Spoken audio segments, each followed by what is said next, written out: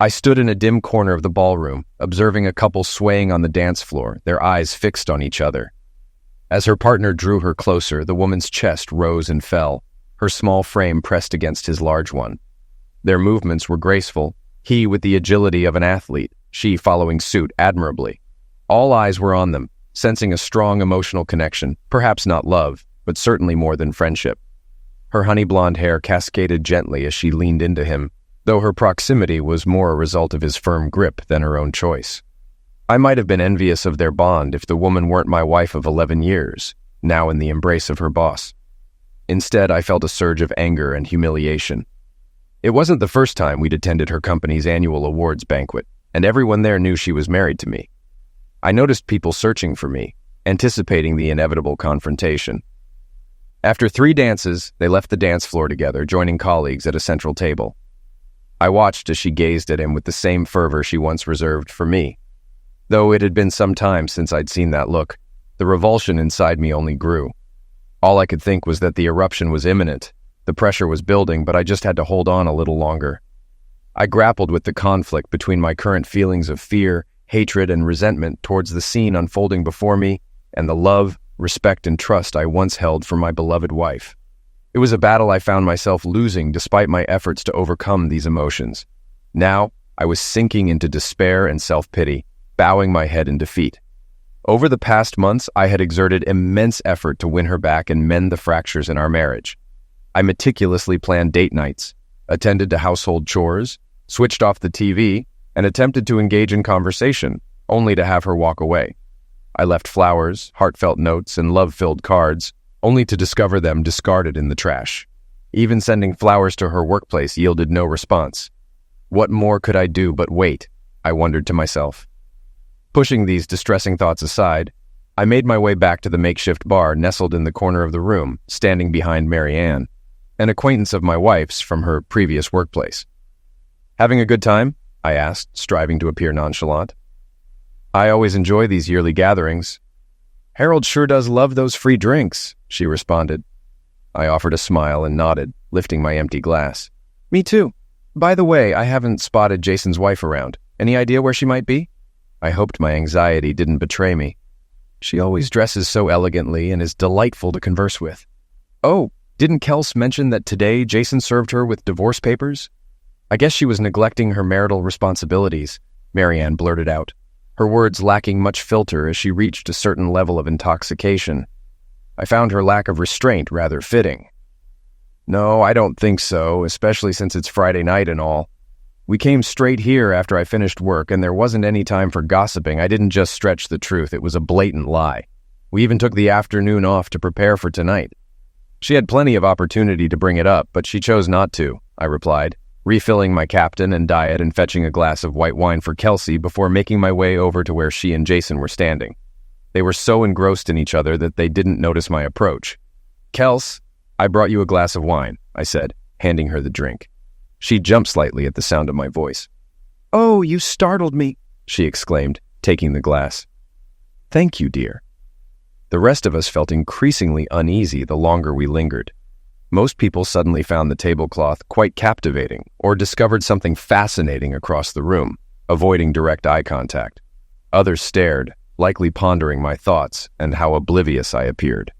A younger guy, approximately 25 years old, even flashed a grin when he noticed me eyeing the table. We locked gazes for a moment before his smile faded, and he too suddenly found the tablecloth fascinating. Approaching 1 o'clock in the morning, many guests had already departed from the hotel hall, heading home. However, it was evident that Kelsey wasn't quite ready to part ways with her dance partner. "We should probably head home, honey. I still need to drop off the babysitter, and we promised we wouldn't keep her past 2 tonight," I mentioned, realizing I was intruding on her time with Jason.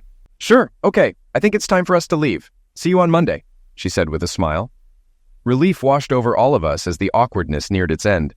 "Jason, it was nice seeing you," I added, extending my hand for a shake, which he returned. He had a firm grip, evidently trying to assert his strength. Standing 3 inches taller than my 6 feet, he was outweighed by about 15 pounds, and I noticed a slight paunch on my stomach. Pressing a bit firmer than usual, I met his gaze, sensing deceit and self-righteousness in his eyes. Eventually, he released my hand and bid us goodnight. I waved to the remaining guests as we exited the room and headed to the car. We remained silent during the drive home, although Kelsey wore a radiant smile. Upon arriving home, Kelsey checked on Caitlin, our 9-year-old daughter, while I settled up with Brittany and prepared to take her home. Upon my return, I headed to the bedroom to find Kelsey, already asleep in bed. After checking on Caitlin, I visited the bathroom before retiring to the spare room for the night. I knew any possibility of closeness between us was out of the question tonight, as I struggled to recall the last time we had been carnal. With my eyes closing, the ceiling was the last thing I saw before slipping into a restless sleep. Rising early on Saturday morning, I mentally went through my checklist for the day.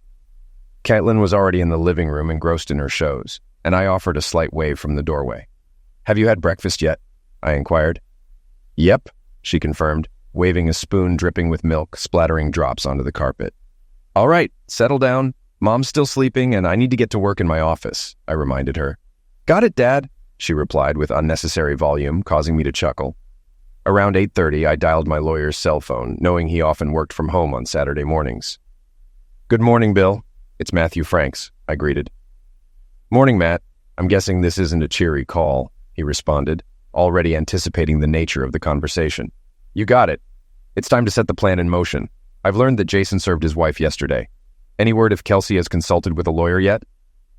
"I don't think so, but I'll double-check. Let's meet at the coffee shop in half an hour.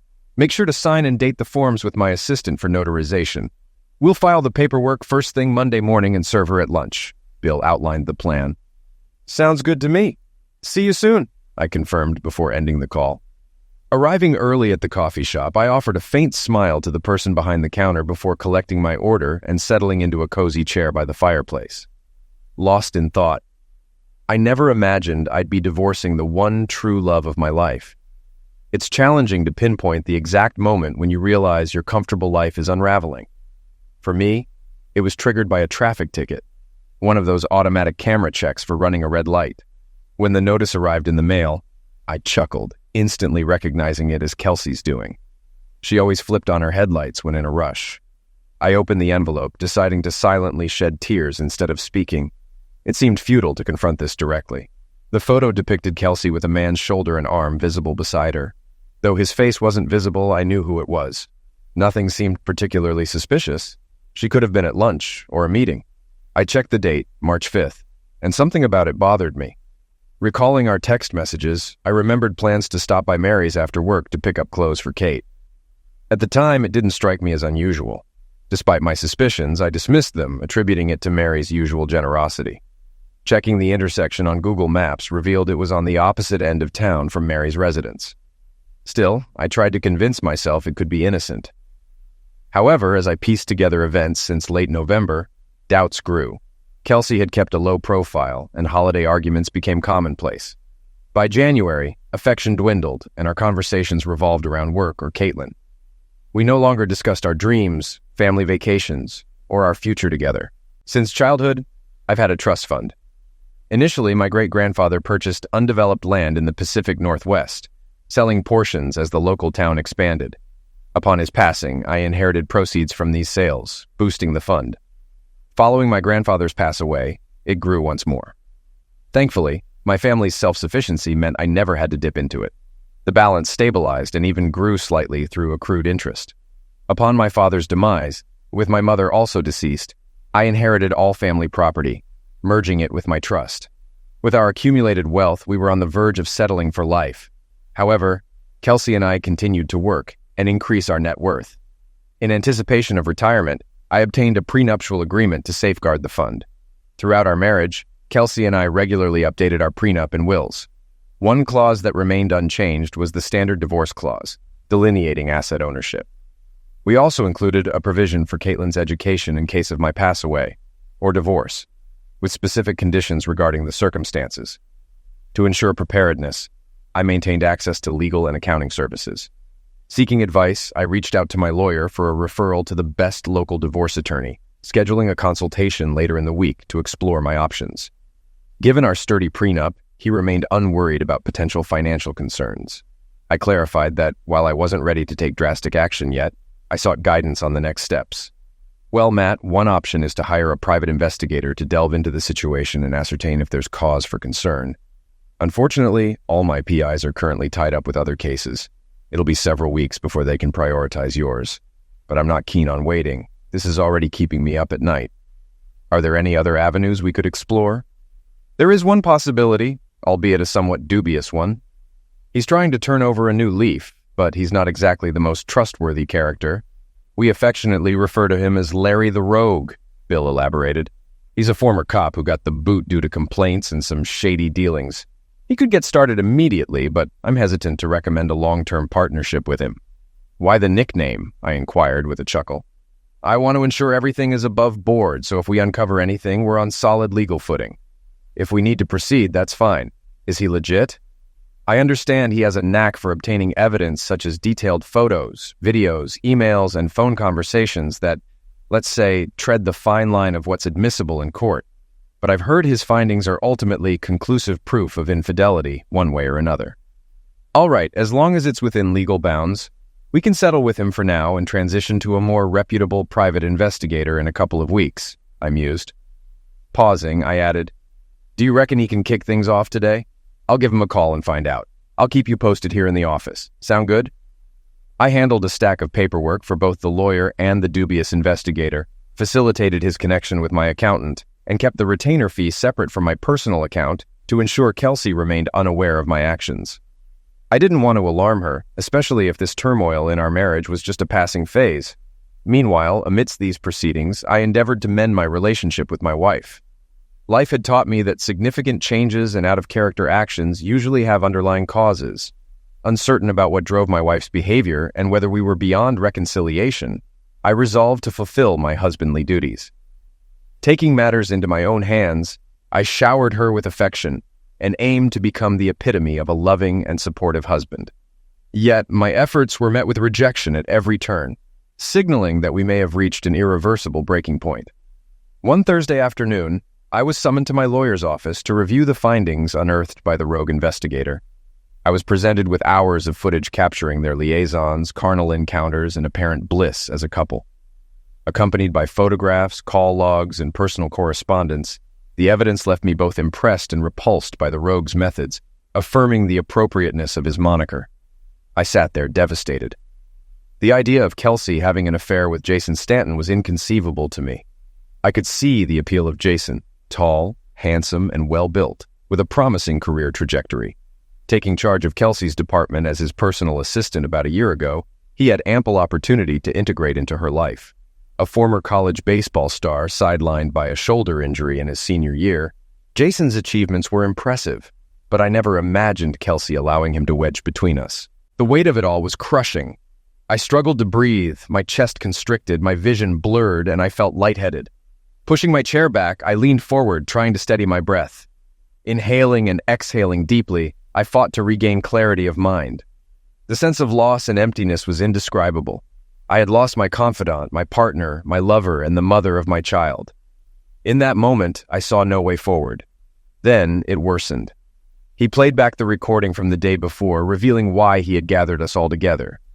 Really? Do you love me? Her voice was tinged with excitement. Yes, my dear. You're perfect. I love you and want us to be a family. You mean you, me, and Caitlin? Exactly. What about Matt and Shannon? We'll divorce them, you'll have Caitlin, and we'll be happy together. A stunned silence followed as Kelsey processed the bombshell her lover had dropped. You really love me, Kels? Yes, absolutely. I hadn't really considered leaving Matt. Consider it for a moment. He can't offer you what I can. You'll be the belle of every ball, part of the elite. You'll experience places and luxuries he could only dream of.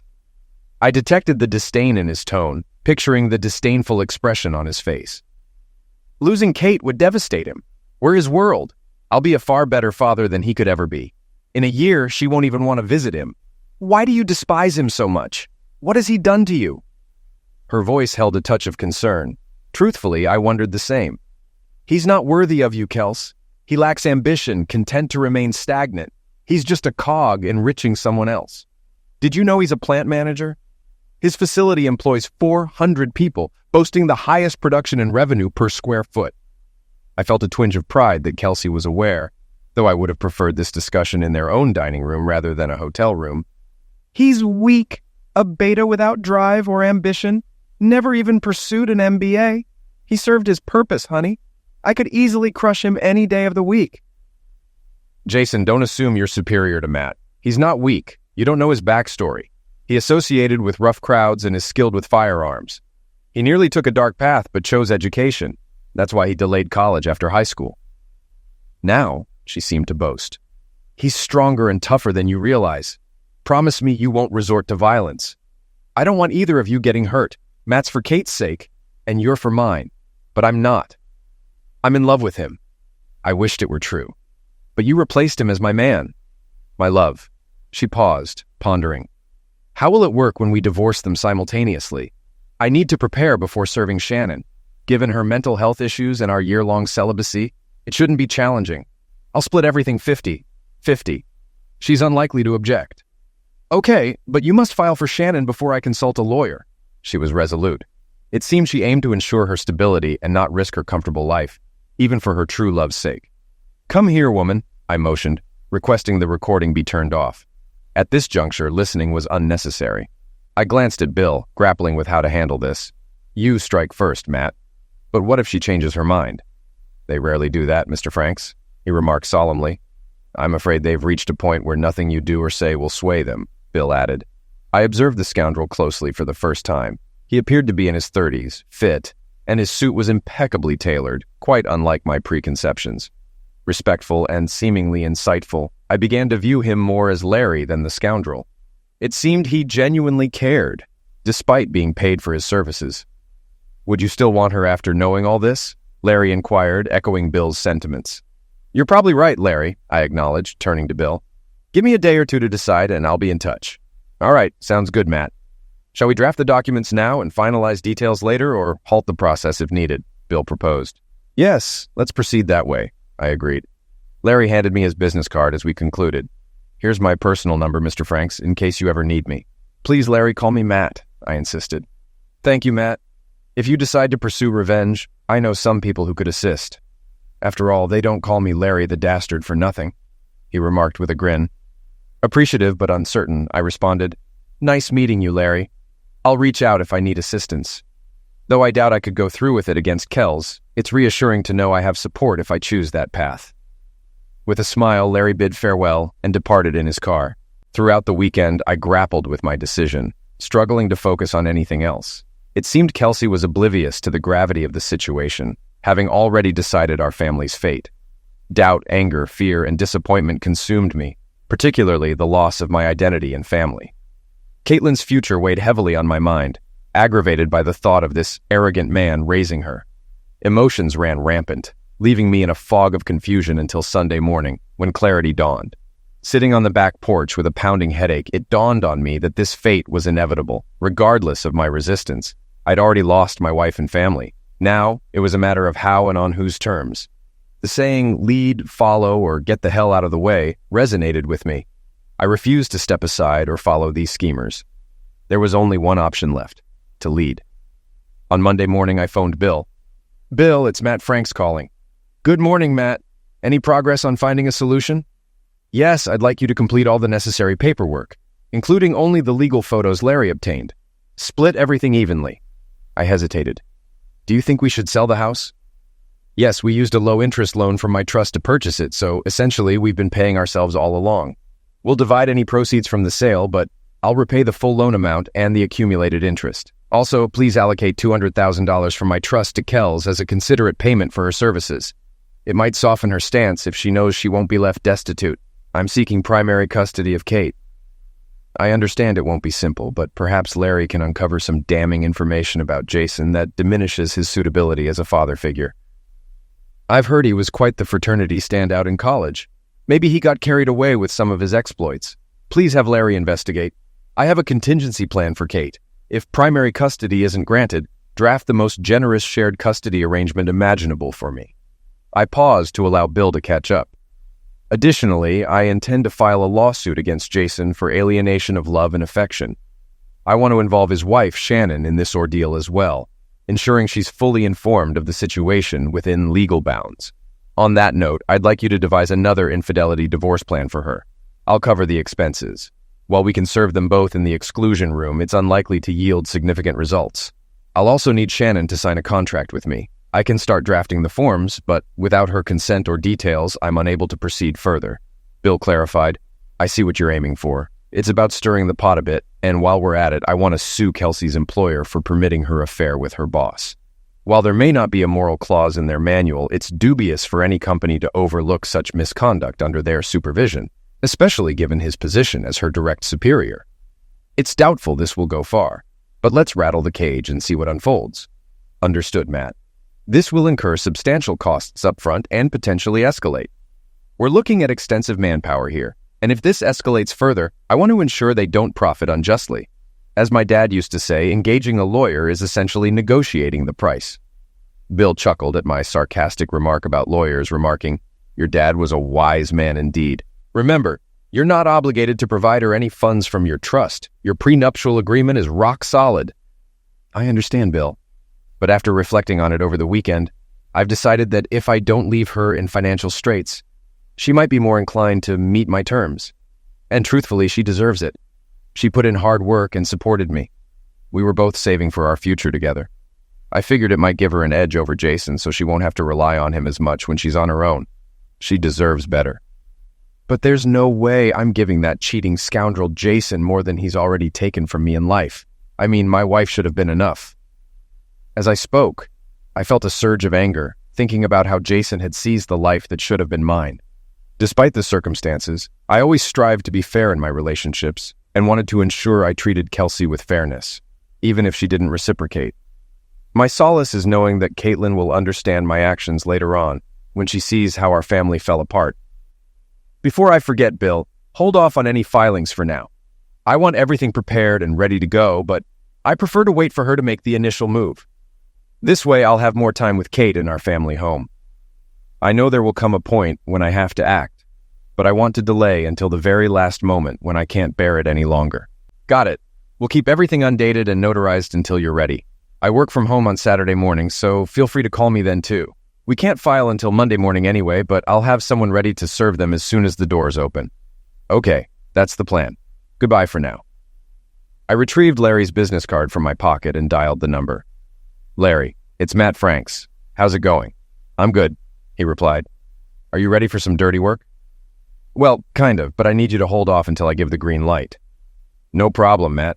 What's the game plan? Can we meet up? Yes, give me an hour. Sounds good, I responded. I was already waiting when he pulled into the parking lot. After grabbing some coffee and a snack, he sat across from me. I want to gather all the damning evidence. Photos, videos, recordings, everything. And we need to figure out a way to anonymously send it to Shannon Stanton, perhaps through email.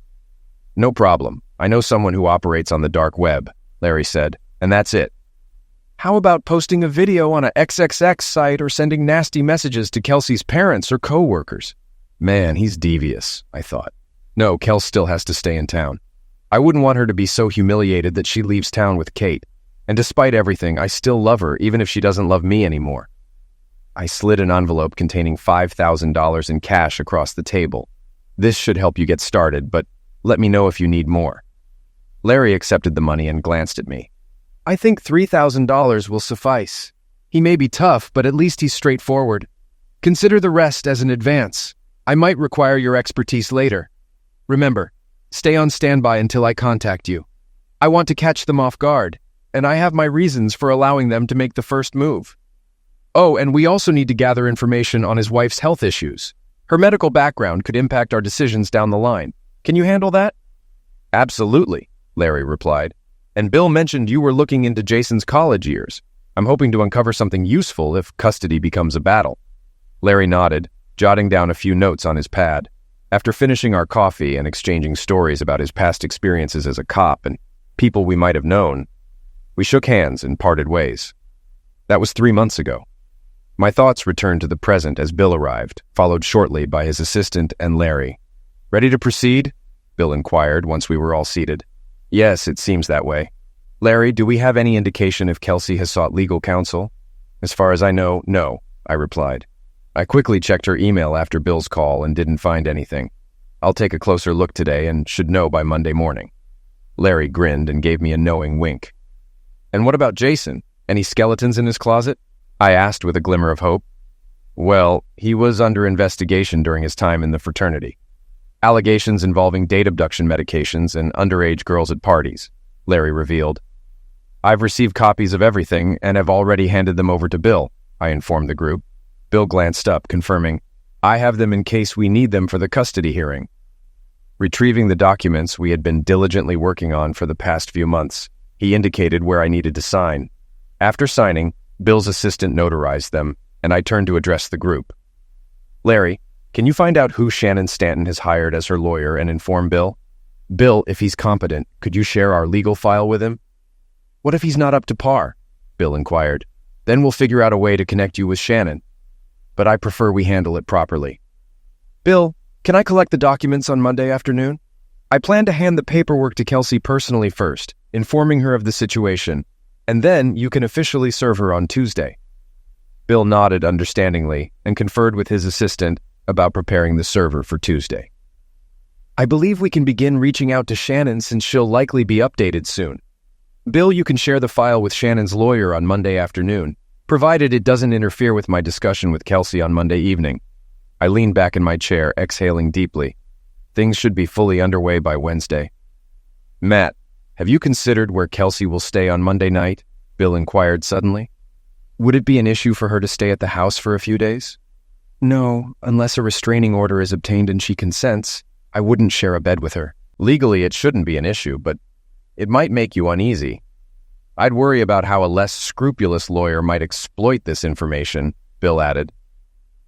All right, I'll give her a week to find alternate accommodations. We're not carnal at the moment, so I don't foresee any issues. Oh, you mean sharing the same bed? But our documents grant me temporary control of the house and custody of Kate, right? Yes, until her attorney files a motion to overturn the arrangement, or until we all reach a consensus. I meant actually sharing the same bed. It might give off an odd vibe, Bill explained. Don't worry, we're not sharing a bed currently. Hey Larry, what did you uncover about Shannon's health? She's been battling depression and bipolar disorder for years. Apparently, the medications have dampened her libido, so Mr. Wonderful went searching elsewhere. I'm not sure we want to know how you obtained this information, I remarked. Larry simply grinned and shook his head while Bill pretended to be shocked. Bill, does this have any relevance to our situation? I inquired. Not at the moment. It might become significant later when we address guardianship and determine living arrangements, Bill clarified. As Bill jotted down notes on his iPad, we conversed for a few more minutes before gradually concluding our strategy session and resuming our respective tasks for the day. I felt somewhat disheartened for the remainder of the weekend, weighed down by the impending responsibilities awaiting me on Monday. Kelsey remained oblivious to any changes, as expected. On Sunday, I arranged for my aunt to pick up Caitlin from school on Monday and care for her overnight, allowing me to discuss important family matters with Kelsey. They resided on a farm outside the city, and Caitlin enjoyed playing with their dogs and tending to the animals. She'll be taking Caitlin to school on Tuesday, and I've decided we'll break the news to Caitlin on Tuesday evening. I informed Caitlin about these arrangements, and while she was excited, she seemed a bit puzzled about why she had to wait until Tuesday. I simply explained that Mom and Dad needed some personal time to discuss everything. She reluctantly accepted it. I slept in the spare room again, and once more Kelsey didn't mention it. She visibly sighed with relief when she saw me heading there before bed. As I lay there Sunday night, running through my checklist and reviewing my plan, I eventually drifted off to sleep. On Monday morning, I contacted my VP of operations and requested a week off. I also reached out to my assistant and senior production manager to provide them with any necessary details while I was away. Around 1 o'clock in the afternoon, I entered Bill's office and unexpectedly found Larry there. I noticed a stack of papers on the desk, and the bustling activity in the office indicated that everyone was occupied. Matt, we filed the paperwork at the courthouse this morning, and here are Kelsey's documents as you requested.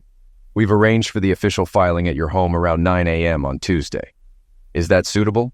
Bill inquired, handing me the envelopes. Yes, that should work. I'll try to persuade her to take the rest of the week off. I'll let you know if that changes, I responded. Great, that's settled. Bill paused momentarily to gather his thoughts before continuing. Larry found Shannon's lawyer, and he's quite competent. So I forwarded him our files, and he seemed quite eager. He might counter-sue for infidelity and aim for a larger share of their assets than just a 50-50 split. He assured me he won't take any action until tomorrow morning. So, everything seems fine. "Okay, gentlemen, are we forgetting anything?" I inquired. "Just a little update. It appears Kelsey has an appointment with her lawyer next week, based on her calls and emails. And Matt, please don't hesitate to reach out if you need further assistance, all right?" Larry asked cautiously, earning another sharp glance from Bill regarding the ongoing situation. "Great, sounds good," I responded, hoping I wouldn't have to delve any deeper into this mess. I guess it's all in Kelsey and Jason's hands now. Leaving Bill's office, I sent a text to Kelsey. "Kels, will you be home by 5:30 tonight?" "Why? What's going on?" she replied. "Nothing serious. I was a bit preoccupied over the weekend and wanted to catch up tonight. I arranged for Aunt Alex to pick up Kate and keep her overnight. I thought I'd bring dinner home. Any requests?" "How thoughtful. Ready? I'll have dinner ready at 5:30. I felt guilty for setting her up like this, but it had become a common occurrence for me lately.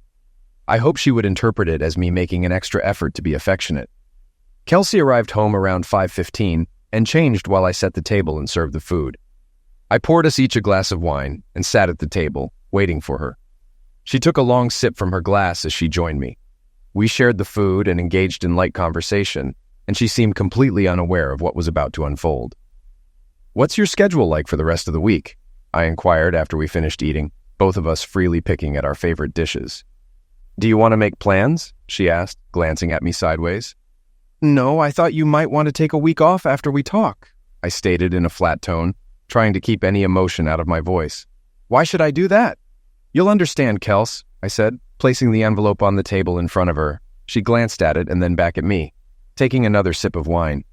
"I'm aware of Jason and your intentions to file for divorce," I stated bluntly. She coughed slightly, surprised, and stared at me with a blank expression. I could see her mind working, trying to comprehend how I found out and what action she could take to slow me down. "What scam?" she finally grasped, referring to the meeting with the lawyer next week and Jason's filing against Shannon. "I know you're in love with him and plan to take Kate and leave me." I opened the bag and slid some photos toward her. Her eyes widened as she set her glass down and picked up the photos, scanning through them. I noticed her eyes glistening and heard her start to hiccup slightly, a sign of her emotional distress. "I'm so sorry, Matthew. I never wanted any of this to happen. I don't know what else to say," she murmured, her gaze fixed on the table. "I understand, Kels. I've been aware of your intentions for months now. I've had time to come to terms with it to some extent. It's incredibly disappointing and painful for me," I responded solemnly. I took a moment to compose myself, attempting to control my rising anger. "The only thing I need to know is if there's something I did or didn't do that pushed you toward Jason," I pressed. "Oh God, no," she exclaimed, meeting my gaze briefly before looking away. "I think it just happened out of guilt and shame. You didn't do anything. You were a wonderful husband and father. I just fell for him," she confessed, her voice breaking. I felt a mix of disappointment and relief. It seemed there was nothing I could do. If she had simply fallen out of love with me and chosen Jason, he had evidently taken enough time to win her over and push me out, leaving me powerless to stop it. Our marriage had reached its end, and all that remained was paperwork. I presented the terms of the divorce and handed them to her. "Here's the proposed agreement. I've already filed my application, so you won't need to do that. If you agree to my terms, the main points include upholding the prenuptial agreement, meaning my trust is off the table. I'm offering to sell off our joint assets and split them equally, including the house. Since I filed first, I'm requesting full custody of Caitlin and minimal child support. Of course, you'll have a flexible visitation schedule. I'll keep her on my insurance, but you'll need to arrange for your own. You can keep your $401k and any investments from the marriage, as well as the inheritance from your mom. I don't want to take what's rightfully yours. We'll divide the investments we made together. Kate and I will remain in the house until it's sold. Additionally, I'm providing $200,000 from my trust to help you get settled. I suggest you create a prenuptial agreement to safeguard your assets if you proceed with Jason. I want to ensure you're self-sufficient, so I'm not asking for spousal support." I paused to let her process what I'd outlined. "I think I should have custody of Caitlin. She'll need her mother as she grows up," she asserted. "I wholeheartedly agree. But you can be involved through visits and calls. Frankly, I don't trust Jason with our daughter. I know he plans to win her over with gifts and charm. Since he couldn't have his own child, he wants mine. I'm already generous in letting him have you, but he won't have our daughter. I understand you'll want to discuss custody further. Let's let the lawyers handle it and try to keep it civil. I offered custody as a peace offering after seeing Kate's reaction during her discussion with Jason. He wouldn't damage her, but that's for you to decide. Separating her from her mother isn't the solution. For now, she'll stay with me until we find a better arrangement. You can stay in the master bedroom for a few nights or a week while you figure things out. Kelsey, my love for you hasn't wavered. I envisioned us conquering the world together, but your actions are tearing me apart, and I'm at a loss. My world feels like it's crumbling, and I'm striving to handle this with fairness and kindness. I genuinely don't want to inflict the pain on you that I'm feeling. But trust me, if you escalate things or let Jason meddle, I won't hesitate to respond in kind. And dear, I have resources at my disposal that neither of you possess. My demeanor shifted and she could sense the frustration in my voice. I can play hardball if pushed. You've seen this side of me before, so please, let's keep this conflict at a manageable level and allow the lawyers to navigate it. I truly want to maintain civility and respect in our interactions. It's crucial for Caitlin to see us being civil. I envision both of us playing active roles in our daughter's life. I implore you, I don't want our situation to devolve into a prolonged, bitter battle. I'm available until the end of the week, and according to legal protocol, you must be formally served, which is set to happen here at the house at 9 a.m. I didn't want to put you in an awkward spot at work, so you may want to consider taking a few days off as well. I know it'll be tough for both of us to share the same space, but I thought perhaps we could sit down with Caitlin tomorrow night or keep her home on Wednesday to explain the situation. What are your thoughts? Kelsey had lost her appetite and appeared visibly unwell, perhaps realizing the gravity of her actions. She had no one to blame but herself. I was content and oblivious until she disrupted it all. She glanced at me, looking bewildered, and conceded, "Matt, you clearly had a plan and outmaneuvered us. I'm not sure how, but you did. I'll notify work first thing and be home until Wednesday at least." "Do you think Aunt Alex can keep Caitlin tomorrow night too? Maybe we'll keep her home from school tomorrow and bring her back Wednesday morning so we can talk." My investigator, Larry, uncovered everything after I sensed something was amiss. "I'll call Aunt Alex right away. It seems like a good idea." Kelsey gave a subtle nod when I mentioned Larry, while she gathered some papers. I bid her goodnight and assumed she needed time alone to process. I watched as she retreated to the master bedroom, locking the door, which didn't bother me, as I had already moved most of my belongings to the spare room. I phoned my aunt, explaining the family situation, and she agreed to keep Caitlin an extra night, dropping her off Wednesday morning. I also informed Caitlin, who was puzzled but accepting. I assured her that my mom and I would explain everything. On Wednesday, as I tidied up and prepared for bed, I heard Kelsey murmuring on the phone behind the closed door, followed by quiet sobs as she mourned our broken marriage. Early the next morning, I heard Kelsey downstairs, getting ready for work. At precisely 9 a.m., she accepted the package, excluding the sensitive materials. Shortly after, she grabbed her belongings and left without specifying her destination, presumably to meet Jason, her lawyer, or someone else sympathetic to her plight. Later in the day, Bill called to update me that both Jason and their company had received our legal claims. Surprisingly, Shannon had also countersued Jason around the same time.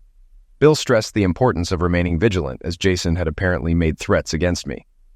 Although I never anticipated Jason acting recklessly given his gains, I took precautions. I retrieved my .45 ACP from the weapon safe, ensured it was loaded, cocked, and locked, then placed it on the chair while I watched TV. A few hours later, while standing at the sink, I spotted a black BMW pulling into my driveway, with an enraged Jason jumping out and retrieving a baseball bat from the back. Sensing danger, I hurried back to my chair where my cell phone was and dialed emergency. Feeling safer with the door locked, I reported to the operator that my wife's boyfriend was in the driveway with a baseball bat.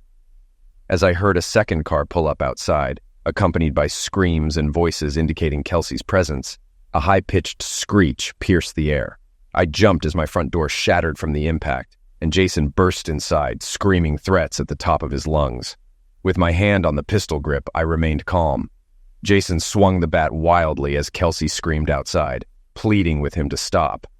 "I took your wife, and now I will eliminate you and take your daughter too," he yelled furiously. I allowed him to advance another 5 feet before drawing my weapon. His narrowed eyes indicated poor judgment. Although his bat was raised above his head, it seemed unlikely to be effective. At a distance of 25 feet, the weapon shot from the chamber was deafening. I was trained to aim for my targets 3 times, relying on instinct. The second shot followed a split second after the first. Jason slowed down, perhaps due to momentum, and stumbled by the time the third round was fired. Though I noticed movement at the door, I remained focused on my task. The bullet pierced the splintered front door, narrowly missing Kelsey's head. She escaped without injury. Jason fell to his knees before collapsing on his stomach. The area echoed with screams, and the weapon shots seemed louder than expected. Sirens wailed as responding officers approached. Unsure of the situation's severity, they placed Kelsey on her stomach and handcuffed her by the open door, her cries continuing. Shocked by the unfolding events, I finally noticed the weapon aimed at me and the officer commanding, "Stop! Drop the weapon!" Coming to my senses, I complied and followed his orders. The following 2 weeks were a whirlwind of chaos and stress. Jason was declared dead at the scene. Later, I found out through police reports and eyewitnesses that he received both my lawsuit and updated divorce papers from his wife simultaneously. It didn't take him long to figure out that the incriminating photos came from me. Kelsey stood beside him as he opened the envelope from his wife and confirmed that she, too, had a set of those photographs. Shortly after, they were summoned to the vice president's office, where they confessed to their affair, unaware of the consequences. Realizing that my lawsuit against the company would likely fail, the management decided to terminate the managing director for engaging in an inappropriate relationship with a subordinate, which they promptly did. In Jason's eyes, I became the embodiment of evil, and he believed I deserved punishment for thwarting his plans. Grabbing one of his souvenir bats from the office, he set off for my house. Kelsey spotted him through the conference room window on the second floor and guessed his destination. She intercepted him in our driveway, attempting to calm him down before any injury was done to me. Unbeknownst to them, I had been forewarned of their arrival and was prepared. Kelsey ended up with a black eye when Jason struck her while she tried to prevent him from entering. Other than that, she sustained no further injuries, but endured months of nightmares. Amidst police interrogations, legal proceedings, and courtroom appearances, I spoke with her briefly, but we never delved into a deep discussion about the events that transpired in our home. Kelsey was a mere shadow of her former self, having lost her husband, lover, and daughter in less than 24 hours. She never fully recovered. Kelsey remained in touch throughout the divorce proceedings and perhaps for about a month after its conclusion. Surprisingly, she never enlisted a lawyer or contested the divorce, allowing me to easily secure custody of Caitlin. However, to my surprise, she never fulfilled her part of the financial settlement. Bill held onto it for her, but eventually returned it to me a year later. She never returned to our home and instead stayed with family until she vanished. Despite a few supervised visits with Caitlin, they were often awkward or unproductive. Regardless, I ensured Caitlin was available for every scheduled visit, whether Kelsey confirmed attendance or not. She showed up roughly every 4th visit. I learned that Kelsey had developed a dependency on painkillers and other prescribed medications to manage her mental well-being. By the time she disappeared, she was unemployed, isolated, and destitute. Neither Caitlin nor I, nor anyone she knew, had any means of contacting her, and she ceased all communication with us. We were left without a wife and mother. Eventually, we sold the house and purchased another in Caitlin's school district, striving to rebuild our lives. Both Caitlin and I sought counseling to cope with the trauma. While I attended for 6 months, I eventually had to suppress the pain and move forward. I had a daughter to care for and a life to lead. Caitlin underwent counseling for several years, intermittently, largely due to her response to the divorce and Kelsey's disappearance. She grappled with numerous psychological challenges. It took me 3 years to gather my bearings enough to consider dating again. A few months later, I encountered a remarkable woman named Jo, who was compassionate and understanding regarding Caitlin's and my circumstances. Our courtship progressed much slower and longer than either of us desired, but eventually evolved into a physical relationship, leading to marriage roughly 16 months later. Jo and I nurtured Caitlin as our own daughter, but opted not to expand our family further. Over time, our lives stabilized and flourished. Our only hurdles centered around significant milestones in Caitlin's life, such as her high school and college graduations. I enlisted Larry's help multiple times in attempts to locate Kelsey, yet every lead proved fruitless. The prevailing belief was that she likely met an unfortunate demise in solitude and despair. It was a harrowing ordeal, but we persevered as best we could and moved forward.